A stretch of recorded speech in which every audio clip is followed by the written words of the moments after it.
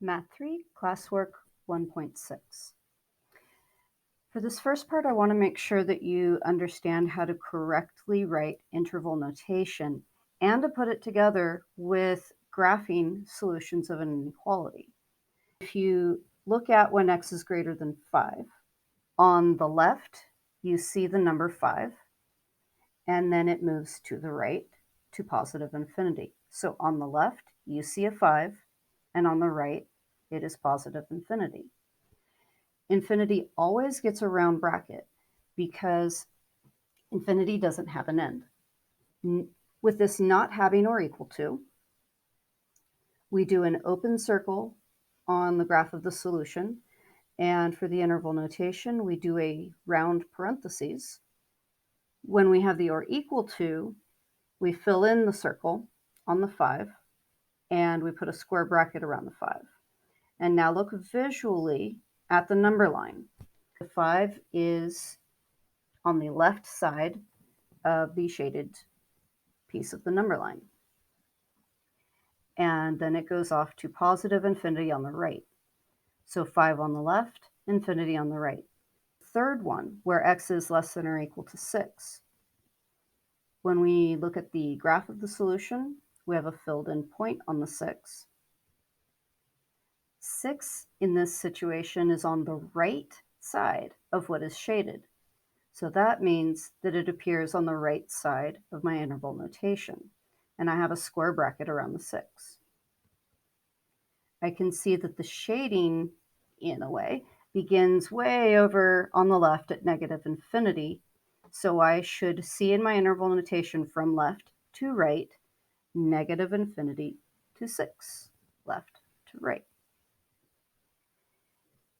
You can take a look at these 3 other intervals and how to write the interval notation, and notice that it is, again, left to right is always how we write it. So the smaller number on the x-axis goes first, then the larger number, because we read number lines left to right.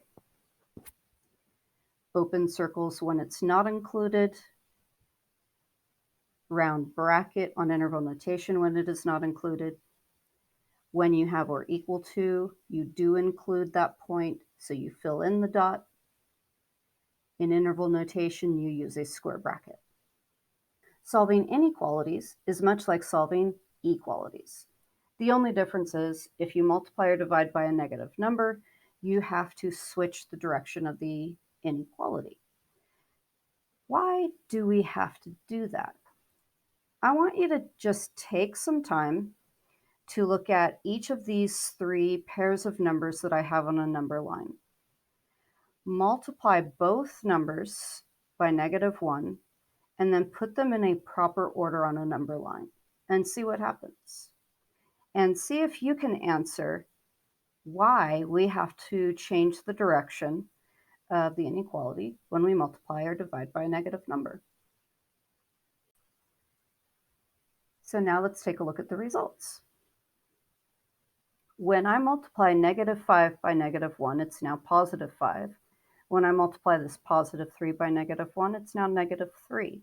And smaller numbers are to the left of larger numbers. Negative numbers are to the left of positive numbers. So you can see that they swapped direction on the number line.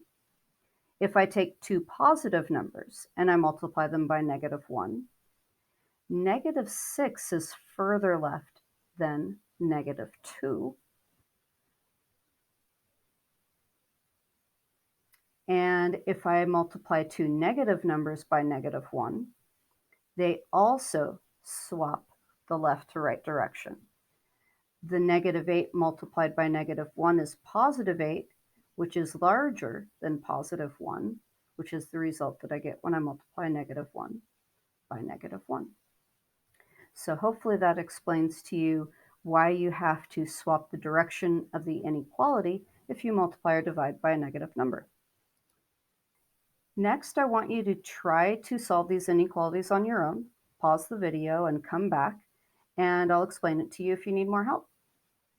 For the first inequality, you need to have the x variable show up on only one side. So I did that by subtracting x to both sides of the inequality. Mind you, subtracting x is not multiplication or division. I don't need to change the direction of my inequality. And now it's pretty much just like when you're solving a two-step equation, but it's an inequality. I'm going to add 5 to both sides because I'm undoing the weaker operation of subtraction. And then I'm going to divide by positive 6, so I do not need to change the direction of the inequality. And lastly, I want to reduce the fraction 9 over 6 to 3/2. And now I have that the solution is x greater than 3/2, open circle, because it's not including, and I am greater than. When I write that in interval notation, I see that 3/2 is on the left of this interval and infinity is on the right, so left to right. And for number 2, y is being divided by -4, or at least that's a way to look at it. I can undo that by multiplying both sides by -4. But be careful, we are multiplying by a negative number, so we have to switch the direction of the inequality. Answer then is values of y, and now this number line is representing y instead of x. All values of y that are smaller or equal to -8, so smaller, or equal to, fill in the dot. And I want to make sure when I write my interval notation, farther left is -infinity, and farthest on the right is -8. It must go in that left to right order. -8 gets the square bracket because it is an included point. Infinity, be it positive or negative, always gets a round bracket because infinity has no end. I'm looking at this inequality. I notice that the only variable is located right here in the middle. I'm going to focus on this middle expression and isolating the x. To do so, the first thing I do is I subtract 7 to all 3 sides. Then I look at what's left over where the variable is located, and to isolate the variable, I just need to divide all 3 sides by 2.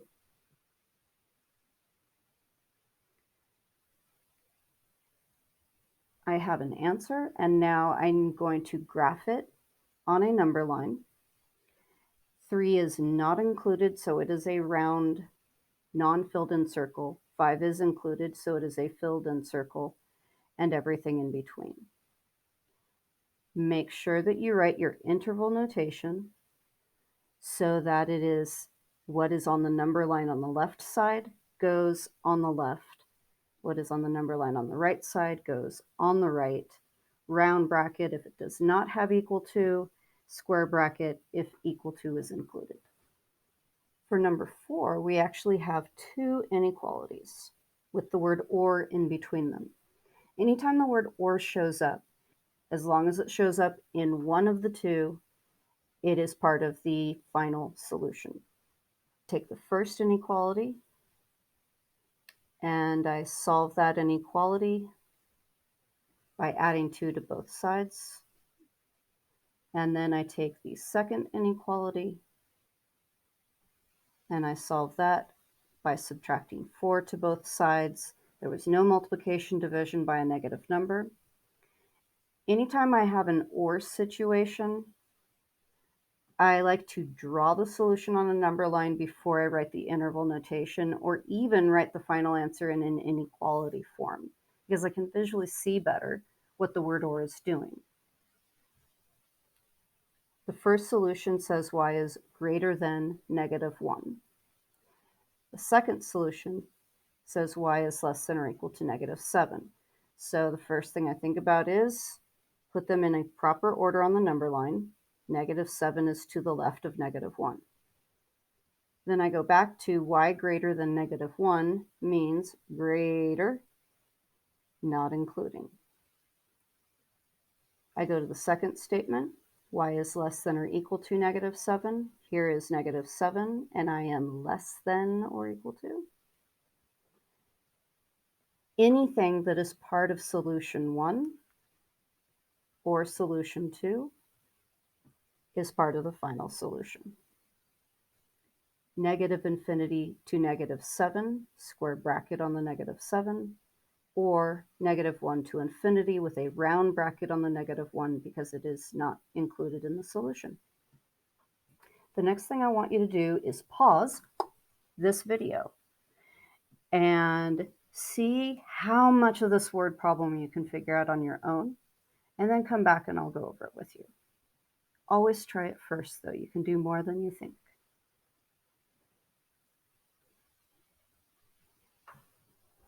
Coming back to the problem and explaining how to read it. Yes, Lord of the Rings. I apologize, or you're welcome. Frodo is delivering boxes of paper to each floor of an office building. Each box weighs 20 pounds. Frodo weighs 43 pounds. And the cart he uses to carry the boxes is 55 pounds. If the maximum capacity of the elevator is 2,000 pounds, how many boxes can Frodo safely take on each elevator trip? How many pounds is he taking into the elevator regardless of how many boxes he brings in? The weight that will not change is how much Frodo weighs. On top of that, he has to take a cart with him to hold the boxes, and that cart weighs 55 pounds. So 43 plus 55 is how much he's bringing into the elevator each time, no matter how many boxes. Then we look at what can change, and that is how many boxes are chosen. 20 pounds per box means that I'm going to add onto my initial weight that I have to have every time I go in the elevator, or Frodo has to have every time. And I have to add 20 pounds for each box. So X represents the number of boxes Frodo is taking up the elevator. The last thing is that I need to not exceed 2,000 pounds. So the maximum capacity means get it to that point, but don't go further. So that's why I have here less than or equal to 2,000. Combining it all together, we have 43 plus 55 is 98. And I add to that 98, 20 pounds per box. And I need to keep that under or equal to 2,000 pounds. Once you have the inequality set, then it's time to solve it. So I'm isolating the X variable. First, I subtract 98 to both sides. Then I divide both sides by positive 20, so I don't need to change the direction of my inequality. And with a calculator, I end up getting X needs to be less than or equal to 95.1. Now, we can't have 0.1 boxes, so in order to stay less or equal, I have to go with the smaller integer 95. Frodo can safely take 95 boxes or fewer on each elevator trip. Poor Frodo. The last thing I'm having you do in this classwork is sketch a piecewise function. You've done it before, but it's worth a little bit of a refresher. When you have a piecewise function, you have rows. For this one, I have 2 rows. After a comma, or sometimes words are written, like the word if, the domain is on the right side. When I look at this, I see that when X is between -5 and 0, so -5 to 0,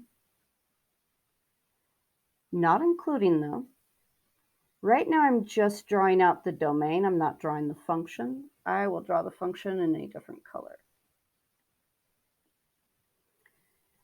And you can always use a pencil and first just draw the entire function without worrying about the domain restriction on it, and then erase what isn't in that domain restriction.